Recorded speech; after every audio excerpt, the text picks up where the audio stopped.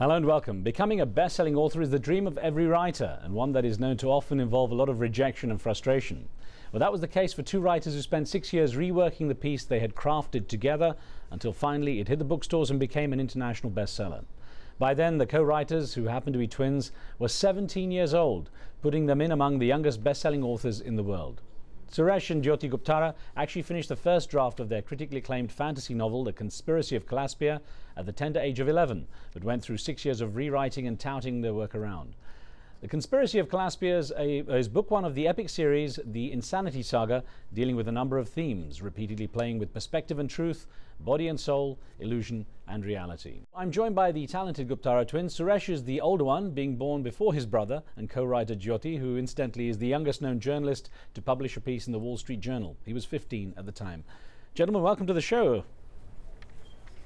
Thank you for having us. I want to congratulate you on your remarkable success, and have to start by asking you, how you've managed to deal with all the attention and the success. Have you managed to stay fairly grounded, through all of this? I hope so. Yeah. Well, I'd say so. When you have to clean dishes at home, then it's hard to get too big-headed. Yes, that's very true. Tell me how it began. Tell me how you were only 11, of course, when you finished that first draft of the Calaspia Conspiracy. Where did the inspiration for that come from?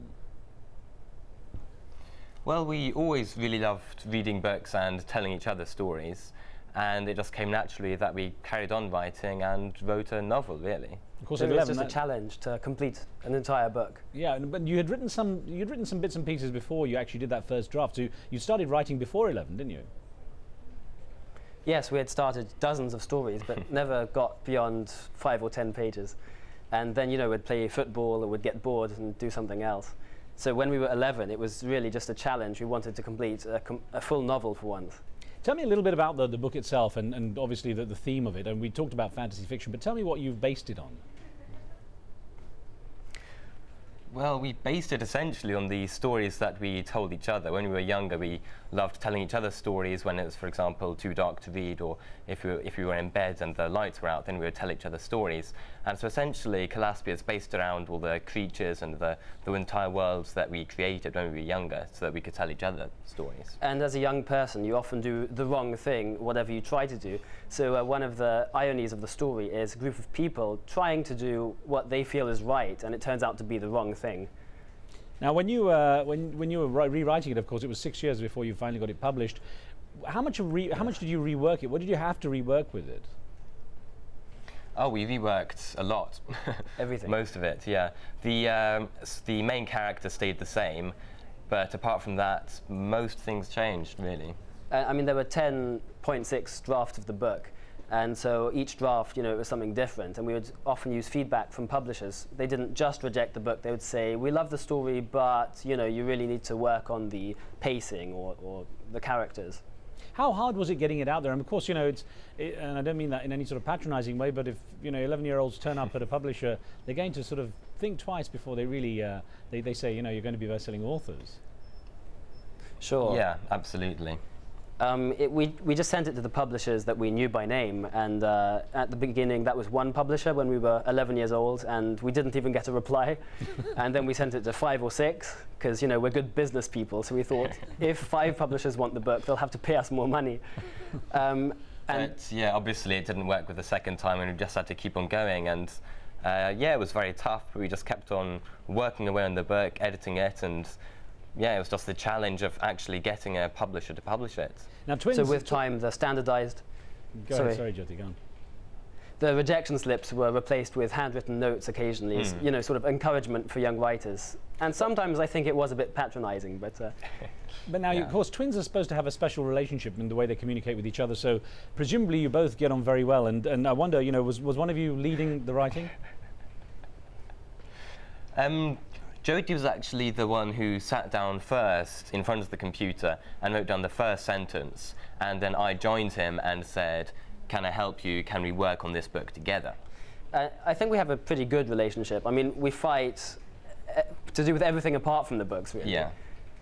Do you find yourself challenging so, each other, though? I mean, because of course, when you're going through a writing process, it's often very hard for two people to agree on the same ideas, the same concepts, and so on. So how much were you able to challenge each other? I mean, we played idea ping pong, and I really think we kept motivating each other. I don't think either of us would have succeeded finishing the book had we not had each other.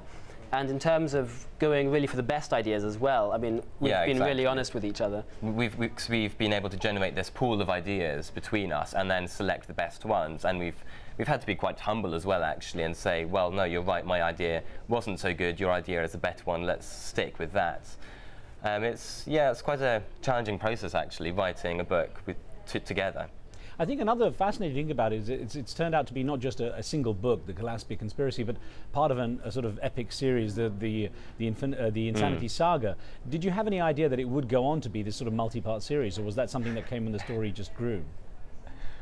That came with the edits, actually. When we reworked the book after the first draft, Calaspia just grew, the characters got their history, the whole world just expanded, and we realized that we would be able to write so much more, and that's what ended up happening, really. We had this plan for so many more books that we could write. And we just like really, really long stories. Yes. Because, you know, when we would finish reading a book, then it was always such a shame to have it finished and not have any sequels. And who are your readers? I mean, have you had feedback? Because, of course, you've been on book tours, you're international bestsellers now. Who are the readers? Do you know whether they're mostly male, female, what sort of age group, what sort of ethnicity? What sort of feedback do you get back from your readers? Well, the target audience is... ourselves. That sounds really egoistic. No, it's young adults. But I think we've had readers from the ages of 8 and 88. To 88, yeah. There was an old lady who read the book and she enjoyed it. But the majority are teenagers. And I mean, the book's probably been biggest in Germany so far. Yeah. And ethnicity-wise, I mean, it's really hard to tell, actually. I don't think we know. No, but it tends to be generally younger people. But the spread really is very wide. I mean, as Jyoti said, people who are 88 read it as well. People who don't normally read fantasy have also read Calaspia and said that they really enjoyed it as well, which is encouraging. Now, of course, you both have quite an interesting life. You've lived between the UK and Switzerland. You've got a mixed parentage, actually, an Indian father and an English mother. How has that mix and that diversity affected the way you write as well? Well, I think a lot of that is subconscious, because we don't know how it would have been otherwise. But we've certainly profited from a lot of different stories, a lot of different interactions with guests and visits to India. And the cuisine, of course, is the best thing about India, which we have at home a lot. And that's wormed its way into the story as well. Yeah, I think just a general richness of culture and being aware of different cultures as well, and trying to bring that into Calaspia, trying to bring different viewpoints, different cultures, and each race, each tribe of Calaspia, we try to give their own identity. And we don't categorize and say, yeah, those are the Brits and those are the Indians and these are the Swiss. But since we are aware of differences, we can give the different tribes different so you take elements. Traits. You take elements exactly. from each of. You don't take a whole people group or an entire person. It's just an element of that group. So with the Indians, we've given. Sorry, go ahead. No, you carry on. Go on. Sorry. Just one example is that you know, the wonderful Indian facial expressions and the head movements, and so we've given them to one of our creatures, one of the groups, the plimps, who are a sort of magical race. Now, you also speak a number of languages. Of course, the benefit of living in Europe, in German and French as well, in there, being in Switzerland, and I think even a little bit of Italian. Does that affect the way you phrase some of the work you write? Do you find that you're able to draw on the way certain languages express, ideas and concepts? Well, certainly German has a very complex structure, and they tend to have longer sentences. And when you read Dickens and George Eliot and so on, then I do see similarities. So I think we have a sort of old-fashioned style, actually.